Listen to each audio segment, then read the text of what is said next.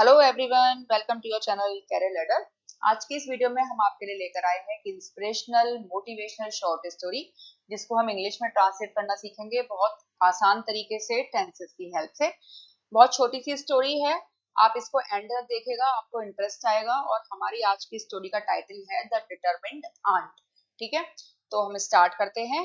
एक बार की बात है, एक चींटी एक छोटी सी पहाड़ी चढ़ रही थी। एक बार की बात है, एक चींटी एक छोटी सी पहाड़ी चढ़ रही थी।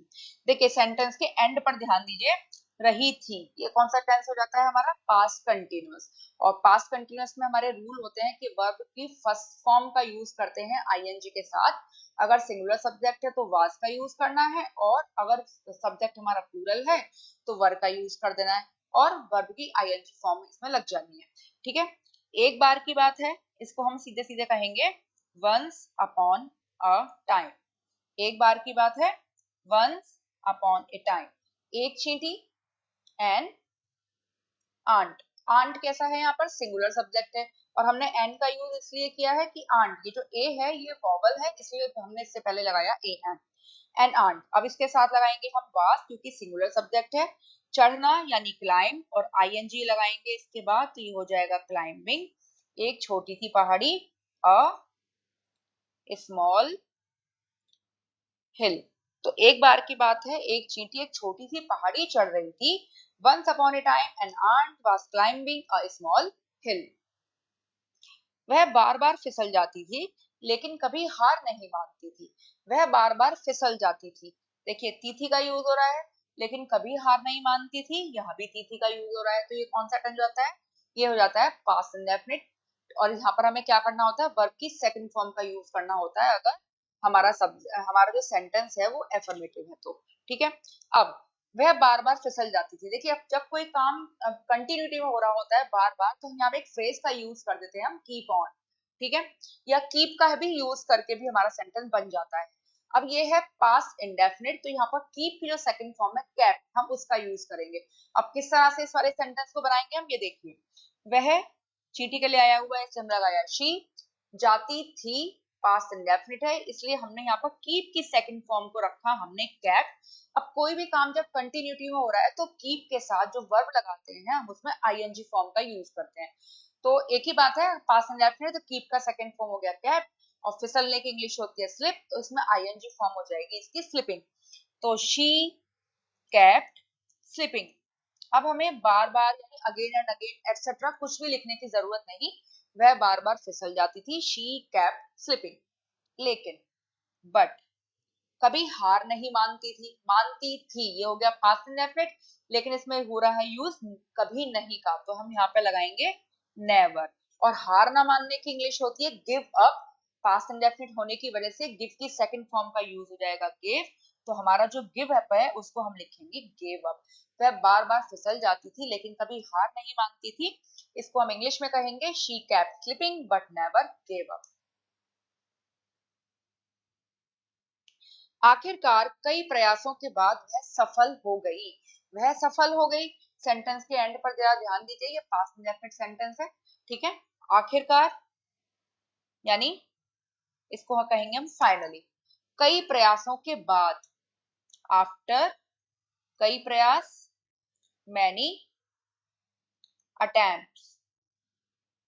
ठीक है, यानी उसने कई अटेम्प्ट किए और वह सफल हो गई। ठीक, आखिरकार कई कई प्रयासों के बाद वह सफल हो गई। शी सफल सफल होना यानी सक्सीड, और वर्ब की सेकंड फॉर्म का यूज होगा तो हो जाएगी सक्सीडेड। ठीक है, आखिरकार कई प्रयासों के बाद वह सफल हो गई, finally after many attempts she succeeded. उसने अपने छोटे कदमों के बावजूद अपने लक्ष्य को हासिल कर लिया। अपने लक्ष्य को हासिल कर लिया पास्ट इंडेफिनिट है। बावजूद इसकी इंग्लिश लगाएंगे हम डेस्पाइट। उसने अपने छोटे कदमों के बावजूद, पहले हम इसको लिखते हैं बावजूद यानी डेस्पाइट। ठीक, डेस्पाइट।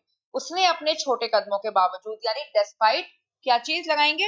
हर स्मॉल स्टेप, उसके छोटे कदम।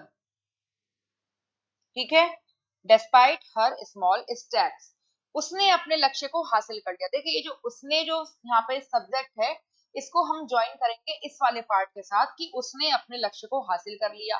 और अपने छोटे कदमों के बावजूद, पहले हमने इसको बनाया डिस्पाइट हर स्मॉल स्टेप्स, उसने शी हासिल कर लिया यानी अचीव कर लिया।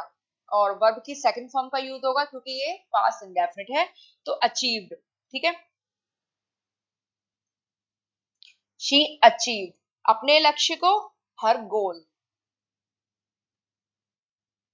ठीक है, उसने अपने छोटे कदमों के बावजूद अपने लक्ष्य को हासिल कर लिया। Despite her small step she achieve her goal. इस अनुभव से उसने सीखा कि धैर्य और दृढ़ संकल्प से कोई भी बाधा पार की जा सकती है। इस अनुभव से उसने सीखा, ये वाला पार्ट तो हो गया हमारा सीखा पास्ट इंडेफिनिट में।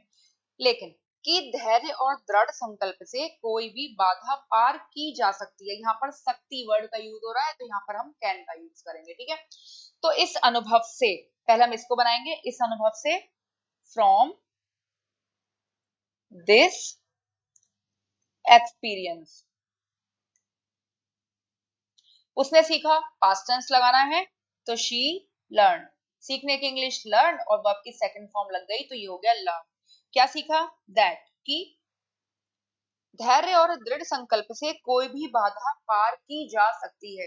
देखिए इसको हम पैसिव वॉइस से भी बना सकते हैं। ठीक है, और शक्ति वर्ड का यूज हो रहा है तो हम यहाँ पे कैन का यूज करेंगे। और पैसिव वॉइस में क्या होता है, कोई भी हम मॉडल ऑक्सिलरी यूज करते हैं तो उसके बाद हम बी का यूज करते हैं। पैसिव वॉइस में हमेशा थर्ड फॉर्म का यूज होता है। ठीक है, दैट कोई भी बाधा यानी एनी ऑब्स्टेकल, शक्ति यानी कैन, और कैन के बाद लगाएंगे हम बी क्योंकि हम इस सेंटेंस को पैसिव वॉइस में बनाने जा रहे हैं। पार करना यानी कोई भी बाधा पार करना, कोई भी बाधा खत्म करना, दूर करना, इसके लिए हम यूज कर सकते हैं ओवरकम। और ओवरकम की थर्ड फॉर्म भी ओवरकम ही है। ठीक है, कोई भी बाधा पार की जा सकती है, any obstacle can be overcome. किससे? धैर्य और दृढ़ संकल्प से। विथ, धैर्य को कहेंगे हम इंग्लिश में पेशेंस, एंड दृढ़ संकल्प फर्म डिटर्मिनेशन, फर्म डिटर्मिनेशन। ठीक, तो इस अनुभव से उसने सीखा कि धैर्य और दृढ़ संकल्प से कोई भी बाधा पार की जा सकती है। इसको हम इंग्लिश में कहेंगे, from this experience she learn that any obstacle can be overcome with patience and firm determination। देखिए कितना लंबा सेंटेंस लग रहा था देखने में, लेकिन अगर हमें टेंसेस की प्रॉपर नॉलेज अगर हमें है तो हम कोई भी लंबे से लंबा कॉम्प्लेक्स सेंटेंस बहुत आसानी से हम इंग्लिश में उसको ट्रांसलेट कर सकते हैं। ठीक है, चलिए अब अगला सेंटेंस देखते हैं। उसकी कड़ी मेहनत ने उसे उसकी मंजिल तक पहुंचाया। पहुंचाया पास्ट इंडेफिनिट होता है। उसकी कड़ी मेहनत ने उसे उसकी मंजिल तक पहुंचाया। उसकी कड़ी मेहनत यानी हर हार्ड वर्क, हर हार्ड। अब पहुंचाया के लिए हम क्या वर्ड का यूज करेंगे, क्या वर्ब यूज करेंगे? देखिए इसका सेंस समझिए। आप ऐसा भी कह सकते हैं कि उसकी कड़ी मेहनत उसे उसकी मंजिल तक ले गई। और इसके लिए हम ब्रिंग का यूज कर सकते हैं, और पास्ट टेंस है, पास्ट इंडेफिनिट है, तो ब्रिंग की सेकंड फॉर्म हो जाती है ब्रॉट, BROUGHT। ठीक है, उसकी कड़ी मेहनत ने पहुंचाया उसे, हर, कहां तक पहुंचाया? उसकी मंजिल तक, टू हर डेस्टिनेशन। मंजिल को हम यहाँ लिख देंगे डेस्टिनेशन। ठीक है, तो उसकी कड़ी मेहनत ने उसे उसकी मंजिल तक पहुंचाया। Her hard work brought her to her destination. उसने समझा कि लगातार कोशिश करने से ही सफलता मिलती है। उसने समझा, अब देखिए इस पर, ये उसने समझा, आ की साउंड आ रही है एंड में, तो ये हो गया हमारा पास्ट इंडेफिनिट टेंस। ठीक है, उसने समझा, शी अंडरस्टैंड, और अंडरस्टैंड की सेकंड फॉर्म हो जाएगी अंडरस्टूड, क्योंकि हमें पास्ट इंडेफिनिट में लिख रहे हैं ना इसको, इसलिए अंडरस्टूड। की दैट सफलता मिलती है लगातार कोशिश करने से ही। सफलता मिलती है, सफलता यानी सक्सेस, मिलती है या सफलता आती है, आप कैसे भी यूज कर सकते हैं यहाँ पर। ठीक है, तो हम कम का यूज करेंगे यहाँ पे, और ये मिलती है कैसा टेंस हो गया, ये प्रेजेंट इंडेफिनिट में, तो ये कम का हो जाएगा यहाँ पर कम, क्योंकि हम वर्ब की फर्स्ट फॉर्म में एस का यूज करने वाले हैं यहाँ पर, क्योंकि हमारा जो सब्जेक्ट है सक्सेस वो है सिंगुलर। ठीक है, सक्सेस कम्स कैसे, लगातार कोशिश करने से ही के लिए लगाएंगे हम यहाँ पर ओनली थ्रू, लगातार कोशिश परसिस्टेंट एफर्ट्स, लगातार के लिए लिखेंगे हम परसिस्टेंट कोशिश एफर्ट्स। ठीक है, उसने समझा कि लगातार कोशिश करने से ही सफलता मिलती है। She understood that success comes only through persistent efforts.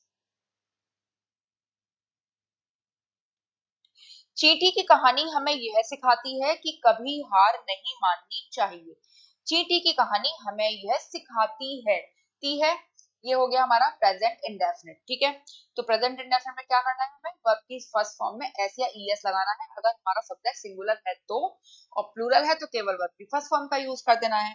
तो चींटी की कहानी, द आंट्स स्टोरी, सिखाती है, सिखाना यानी टीच, और ये वर्ब की फर्स्ट फॉर्म है, इसमें लगा देंगे हम टीचेस, हमें, us, teaches us, the ants story teaches us की दैट कभी हार नहीं माननी चाहिए, इसको हम ये भी कह सकते हैं कि हमें कभी हार नहीं माननी चाहिए।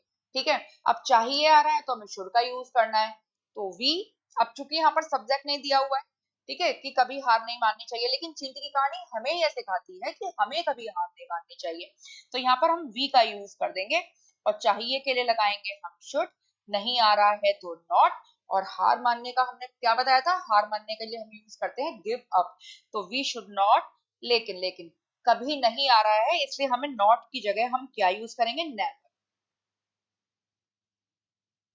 वी शुड नेवर, हार मानना, गिव अप। ठीक, तो चींटी की कहानी हमें यह सिखाती है कि कभी हार नहीं माननी चाहिए। The ants story teaches us that we should never give up. तो आई होप आपको ये वीडियो पसंद आई होगी, और अगर आपको ये पसंद आई है तो हमें कमेंट करके जरूर बताइएगा, आपके कमेंट्स हमारे लिए बहुत वैल्यूएबल हैं, और don't forget to like share and subscribe the channel. तो मिलते हैं एक ऐसी ही यूजफुल वीडियो के साथ नेक्स्ट वीडियो में, तब तक के लिए